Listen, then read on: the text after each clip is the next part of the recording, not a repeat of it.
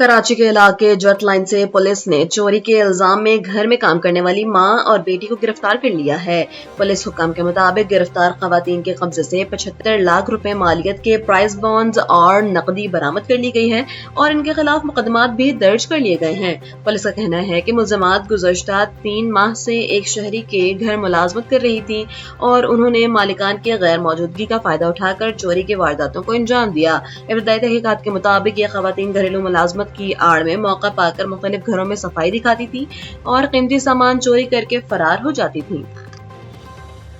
کراچی میں جمشید کوارٹرز تھانے کی پولیس نے ایک انٹیلیجنس کارروائی کے دوران بدنام زمانہ ملزمہ انمول عرف پنکی کے بھائی کامران کو گھوڑا چرنگی کے قریب سے گرفتار کر لیا ہے۔ پولیس حکام کے مطابق ملزم کے قبضے سے 2 کلو گرام سے زائد اعلیٰ معیار کی چرس، آدھا kilo gram ice, mobile phone اور نقد رقم برآمد ہوئی ہے، جس پر اس کے خلاف منشیات ایکٹ کے تحت 2 مقدمات درج کر لیے گئے ہیں۔ ابتدائی تفتیش سے معلوم ہوا ہے کہ ملزم شہر کے مختلف علاقوں میں چرس، آئس اور ہیروئن کی سپلائی اور نوجوانوں کو نشے کی لت میں مبتلا کرنے والے نیٹ ورک کا سرگرم حصہ ہے۔ ترجمان ایسٹ پولیس کا کہنا ہے کہ ملزم پہلے بھی 2022 میں منشیات فروشی کے جرم میں جیل جا چکا ہے اور اب اس سے پنکی نیٹ ورک کے حوالے سے مزید تفتیش کی جا رہی ہے۔